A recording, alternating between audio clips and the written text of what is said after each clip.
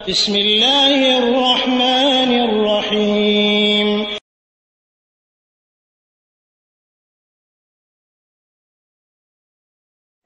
ওয়ালাইকুম আসসালাম রহমতুল্লাহ। বোন, আপনি বলেছেন শেষ রাতের স্বপ্ন কি শয়তান দেখাতে পারে? এ বিষয়ে উত্তর হলো এই যে রাসূলুল্লাহ সাল্লাল্লাহু আলাইহি ওয়াসাল্লাম বলেছেন, আসদাকুকুম রুইয়া আসদাকুকুম হাদিসান, তোমাদের মধ্যে তারই স্বপ্ন সব থেকে বেশি সত্য হবে যে সব থেকে হবে সত্যবাদী। সুতরাং স্বপ্ন শেষ রাতে দেখার বিষয়টার থেকে বেশি গুরুত্বপূর্ণ বিষয় হলো যে দেখবে তার বিষয়টি। যদি মিথ্যাবাদী হয়ে থাকে, অধার্মিক হয়ে থাকে, পাপিষ্ট হয়ে থাকে, তাহলে তার স্বপ্ন পাপিষ্ট হবে, শয়তান তাকে নিয়ন্ত্রণ করবে, এটাই স্বাভাবিক।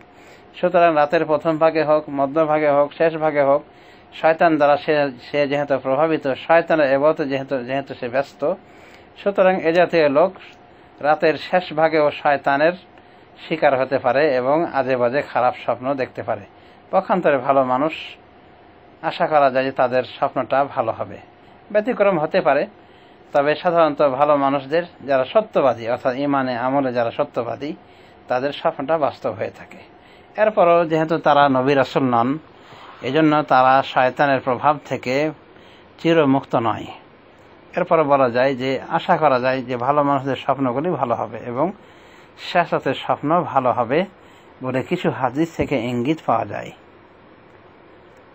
অতএব ভালো স্বপ্ন দেখলে আল্লাহর প্রশংসা করবে এবং যে কোনো ভালো মানুষকে বা বন্ধু মহলে বলতে পারে,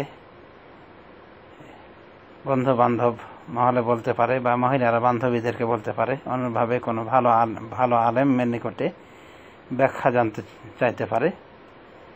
এতটুকু করা যায় ভালো স্বপ্নের ক্ষেত্রে। কিন্তু মন্দ স্বপ্নের ক্ষেত্রে রাসূলুল্লাহ সাল্লাল্লাহু আলাইহি ওয়াসাল্লাম কাউকে বলতে না করেছেন এবং আল্লাহর কাছে শয়তান থেকে পানাহ চাইতে বলেছেন এবং এই স্বপ্নের অনিষ্ট থেকে 3 বার করে পানাহ চাইতে বলেছেন এবং পার্শ্ব চেঞ্জ করতে বলেছেন। তার মানে যদি বাম কাঁধে শুয়ে থাকে, কাঁধ চেঞ্জ করে দিবে, সাইড চেঞ্জ করে ডান কাঁধে শয়ন করবে। এমনকি ডান কাঁধে যদি থেকে থাকে তাহলে বাম কাঁধে কিছুক্ষণের জন্য হলেও পরিবর্তন করবে। এভাবে পার্শ্ব পরিবর্তন করার কথা বলা হয়েছে। এই সহিহ মুসলিম সহ বিভিন্ন হাদিস গ্রন্থে এই আদবগুলি পাওয়া যায়। তো এটাই কথা যে শেষ রাতের স্বপ্ন শয়তান দেখাতে পারে যদি কেউ শয়তানের দাস হয়, যেমন হিন্দু, বৌদ্ধ, খ্রিস্টান, ইহুদ, মুনাফিক, মুশরিক, কাফের, নাস্তিক, এক কথা বেঈমানের গোষ্ঠী। তাদের স্বপ্নের কোনো গ্যারান্টি নাই, কারণ তারা শয়তানের দাস। পক্ষান্তরে মুসলমানদের ভিতরে যারা পাপাচারী, তাদের স্বপ্নেরও কোনো ঠিক ঠিকানা থাকে না। তাদের স্বপ্ন অধিকাংশ শয়তানের পক্ষ থেকে হয়ে থাকে। তারাও যে একেবারে সবসময় শয়তানের পক্ষ থেকে স্বপ্ন দেখবে এমন নয়, তবে বেশিরভাগ তাদের স্বপ্ন অসত্য হয়ে থাকে, শয়তান প্রভাবিত হয়ে থাকে, শয়তানের মাধ্যমে হয়ে থাকে। রাসূলুল্লাহ সাল্লাল্লাহু আলাইহি ওয়াসাল্লামের সহিহ হাদিস থেকে জানা যায় যে স্বপ্ন 3 প্রকার। এক প্রকার স্বপ্ন হলো বুশরা মিনাল্লাহ, আল্লাহর পক্ষ থেকে শুভ সংবাদ। আর এক প্রকার স্বপ্ন হলো তাখওয়িফু মিনাশ শায়তান, শয়তানের পক্ষ থেকে বিধি প্রদর্শন। আর এক প্রকার স্বপ্ন হলো হাদিসুন নফস, মনের কল্পনা জল্পনা, মানে রাতের বেলায় শোয়ার আগে যেটা নিয়ে সে কল্পনা জল্পনা করেছিল রাতে বা দিনে, ওটা সে শোয়ার সময় দেখে থাকে। যেমন কারোর সাথে সে ঝগড়া দ্বন্দ্ব করেছে, দেখা যাচ্ছে যে স্বপ্নে তাকে সে পেয়ে গিয়েছে, তখন তাকে হাতের নাগালে পেয়ে তাকে বিভিন্নভাবে মারধর করতেছে, প্রতিশোধ নিচ্ছে। অন্যভাবে কেউ না খেয়ে শুয়েছে, স্বপ্নে দেখে তার খাবার রেডি, খাবারের জন্য ছোটাছুটি করছে। অথবা পেশাব পায়খানা ব্যাগ নিয়ে কেউ শুয়েছে, স্বপ্নে দেখে যে তার প্রয়োজন দেখা দিয়েছে বাথরুম সারার, তখন সে এখানে ওখানে যাচ্ছে। তো এই স্বপ্নগুলি বলা যায় কাল্পনিক স্বপ্ন, কল্পনা জল্পনার স্বপ্ন। অনুরূপভাবে সাধারণত যারা যুব গোষ্ঠী, যারা বিয়ে শাদী করেনি, তাদের স্বপ্নগুলি বেশি হয় বিয়ে শাদী বিষয়ে। চলে গেছে হয়তো ছেলে দেখছে, ছেলের সম্পর্কে দেখা যায় যে সে কোনো মেয়েকে ঠিক করতেছে বা পাত্রী দেখতে গিয়েছে। অনুভাবে যারা যুবতী বিয়ে হয়নি তারা দেখে স্বপ্নে যে যুবক এসেছে,